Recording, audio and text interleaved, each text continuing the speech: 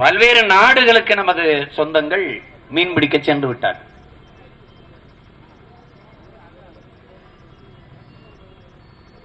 வேளாண்மை செய்ய முடியாது, வேளாண்மையை விட்டுவிட்டு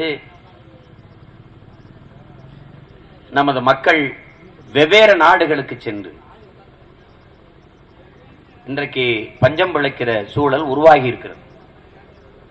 என் அன்பிற்குரிய சொந்தங்களிடத்திலே சொல்லுவேன், என் அன்பு தம்பி தங்கைகளிடத்திலே சொல்லுவேன், இந்த உலகம், இந்த பூமி நம்முடையது அல்ல, நம் சந்ததியினருடையது, நம் வருங்கால தலைமுறை பிள்ளைகளுடையது. இங்கே முன்னாடி உட்கார்ந்து இருக்கிற என் தம்பி தங்கைகளுடையது, அங்கே சீருடையோடு நின்று கொண்டிருக்கிற அந்த பிள்ளைகளுடையது. இந்த நிலத்தை, இந்த பூமியை நாம் வாடகைக்கு வாங்கி வாழ்ந்து கொண்டிருக்கிறோம்.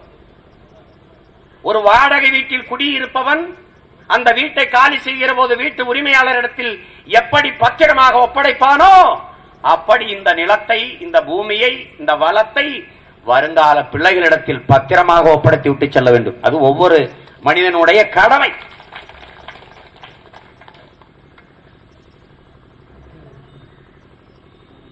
இந்த பூமியில் மனிதன் மட்டும் அல்ல, பல லட்சக்கணக்கான உயிரினங்கள் வாழ்கிறது. நல்லா கவனத்தில் வச்சுக்கணும். லட்சக்கணக்கான பூச்சிகள், வண்டுகள், பல லட்சக்கணக்கான உயிரினங்கள் வாழுது. அதில் பரிணாமத்தில் கடைசியாக வந்த உயிரினம் தான் நாம். அண்ணல் காந்தியடிகள் சொல்கிறார்களே, அன்பிற்குரிய பெற்றோர்களே, அருமை தம்பி தங்கைகளே,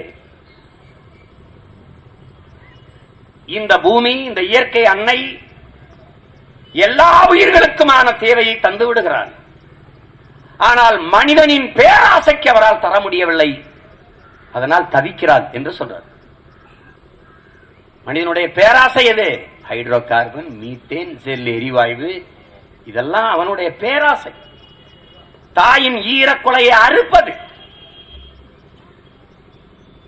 நல்லா கவனிச்சுக்கணும். அண்ணல் காந்தியடிகள் சொல்கிறார்கள், அண்ணல் புத்தர் சொல்கிறார், புத்தர் என்கிற அந்த பெருமகன் சொல்கிறார், என் அன்பிற்குரிய பெற்றோர்களே, ஒரு பூவில் ஒரு தேனி, ஒரு வண்டு வந்து எப்படி அந்த பூவுக்கு சேதமில்லாமல் தேனை குடித்து விட்டு செல்லுமோ அப்படி நீங்கள் இயற்கையை பயன்படுத்திக் கொள்ள வேண்டும் என்கிறார்.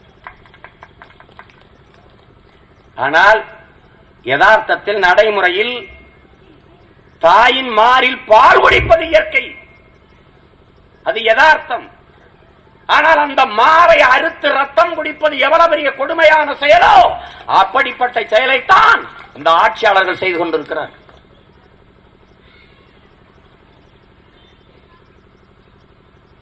நீரின்றி அமையாது உலகு, எனின் யார் யாருக்கும் வானின்றி அமையாது ஒழுக்கு என்று தமிழ் மறையில் வள்ளுவ பெருமகனார் நமக்கு தந்தருளுகிறார். நீர் இல்லாம ஒண்ணும் இல்லை.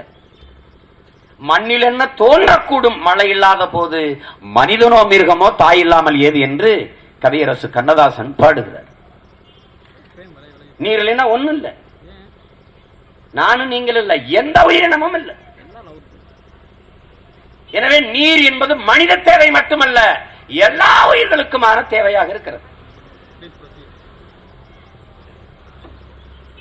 பாலைவனத்தில் பனை மரங்கள் வராது. ஆனால் பனைமரம் என்பது ஒரு வறண்ட நிலப்பயிர், வறண்ட நிலப்பயிர். எங்க மாவட்டமான ராமநாதபுரம், சிவகங்கையில கூட பனைமரம் செழிப்பா வளர்ந்தது. அது வறண்ட நிலப்பயிர். ஆனால் அந்த பனையும் தென்னையும் இன்னைக்கு சாகிறது என்றால் தமிழ்நாடு பாலைவனமாக மாறிக்கொண்டிருக்கிறது என்பதை நாம் கவனத்தில் வச்சுக்கணும். இதைதான் எங்க அப்பா நம்மாழ்வார் சொல்லுகிறார். குறிஞ்சியும் முல்லையும் குறிஞ்சியும் முறைமையில் திரியின் நல்லியல்பு இழந்து நிலம் நடுக்குற்று பாலை என்னும் படிமம் கொள்ளும். சிலப்பதிகாரம் பாடு. தமிழ்நாடு, தமிழர் தாய் நிலம் 90 விழுக்காடு பாலைவனமாக மாறிக்கொண்டிருக்கிறது.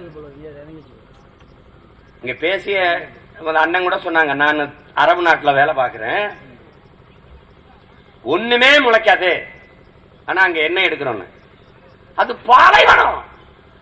மக்கள் குடியிருப்பதில் இருக்கிறதுல, வேளாண்மை செய்யறது இல்ல, அங்க எடுக்கலாம். ஆனால் கதிராமங்கலம், நெடுவாசலும் என் தாய் நிலங்கள் வந்து பூமியின் சொர்க்கம், அங்க நீ எடுக்கிறதான் பிரச்சனை. காவிரி படுகையில ஹைட்ரோ கார்பன் இருக்குன்னு எடுக்க வர, அதை போல கங்கை படுகையில் இருக்கு, ஏன் எடுக்கல? பதில் என்ன வச்சிருக்க? இந்தியாவில் இருக்கிற மாநிலங்கள்லயே 25 விழுக்காடு ஹைட்ரோ கார்பன் மீத்தேன் இருக்கிற மாநிலம் குஜராத், ஏன் அங்க எடுக்கல? ஏன் எடுக்கல? தமிழ்நாட்டில் மட்டும் ஏன் இவ்வளவு வேகமா நடக்குதுன்னா, தகப்பன் இல்லாத வீடு எப்படி தட்டுக்கட்டு நிற்குமோ அப்படி தலைவன் இல்லாத நாடும் இனமும் தட்டுக்கட்டு நிற்கும். இத்தனை ஆண்டுகளில் தமிழனுக்கென்று இந்த இனம் சார்ந்தவன் இங்கே கூடியிருக்கிற தாய் தகப்பனுக்கு பிறந்த ஒருவன் தலைமையேற்று நிக்காதான் காரணம். வந்தமானவன் நாட்டை கொடுத்துட்டு நாம இங்க தெருவில் நின்று முச்சந்தி நின்று அழுதுகிட்டு இருக்கு. மலையாளத்தில் கேரளாவில் அணு உலை கொண்டு வரான். கேரளாவில் இங்க திறங்க என்று சொல்ற காங்கிரஸ், இங்க திறங்க என்று சொல்ற கம்யூனிஸ்ட் அங்க கூட அது எடுத்துட்டு போன்ட்டான். அதுக்கு அவன் சொல்றான், நான் வெளிச்சத்தில் வாழ்வதை விடவும் உயிரோடு வாழ்வது முக்கியம், தூக்கிட்டு போன்றான். ஏன் கேரளாவில் அணு உலை இல்ல? ஏன் கேரளாவில் ஹைட்ரோ கார்பன் இல்ல? ஏன் கேரளாவில் மீத்தேன் இல்ல? இல்ல ஏன்? அவனுக்கு பெத்தவனே அப்பனா இருக்கான். இங்கேயே எல்லாம் இருக்கு. 50 ஆண்டுகளா நமக்கு மத்தவனே அப்பனா இருந்திருக்கான். அதான் பிரச்சனை இங்க. இவனுக்கு எங்க ஆத்தா சாகிறதோ, எங்க அப்பா சாகிறதோ, எங்க அக்கா தாலி இருக்கிறதோ அவனுக்கு பிரச்சனை இல்லை. அவனுக்கு கமிஷன், புரோக்கர்கள், தரகர்கள். எவன் வந்தாலும் எனக்கு அவ்வளவு 100 கோடியா கையெழுத்து போட்டு எடுத்துட்டு போ, எனக்கு 500 கோடியா கையெழுத்து போட்டு எடுத்துக்க. யார் அப்பமிட்டு சொத்து? யார் நிலம்?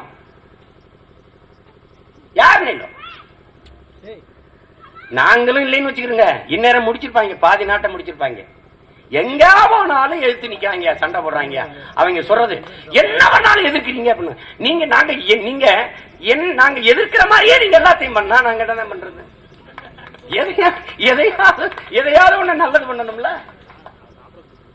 நல்லது பண்ணணும்ல. மத்திய அமைச்சர் சொல்றார், மக்களின் கருத்தை கேட்டுத்தான் நாங்கள் முடிவெடுப்போம். புதுசா என்ன கருத்து கேட்கிற? 90 நாளா உட்கார்ந்து கத்திக்கிட்டு இருக்கான், வேண்டாம் வேண்டாம் வேண்டாம்னு. இதை விட என்ன கருத்து கேட்ப? எல்லாரும் ஒரு இடத்துல உட்கார்ந்து வேண்டாம்ட்டான், நீ வீடு வீடுக்கு வந்து கருத்து கேட்க போறியா? என்ன கருத்து கேட்பு? என்னது? ஒன்றை என் அன்பிற்குரிய மக்கள், என் அருமை சொந்தங்கள் தெரிந்து கொள்ள,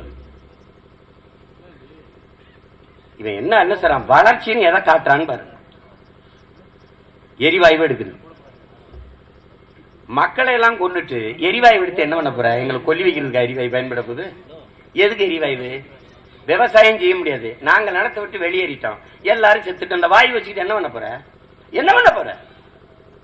என்ன பண்ண போற? எரிவாயு இல்லைன்னா எப்படி சமைக்கிறது? எரிவாயு எடுத்துட்டுனா எதை சமைக்கிறது? எதை சமைக்கிறது? ஏன்னா என் நிலம் நாசமா போச்சு, என் காற்று நஞ்சாயி போச்சு, என் நீர் நஞ்சாயி போச்சு. நாங்க எப்படா வாழ்றது? எப்படி வாழ்றது? எப்படி வாழ்றது?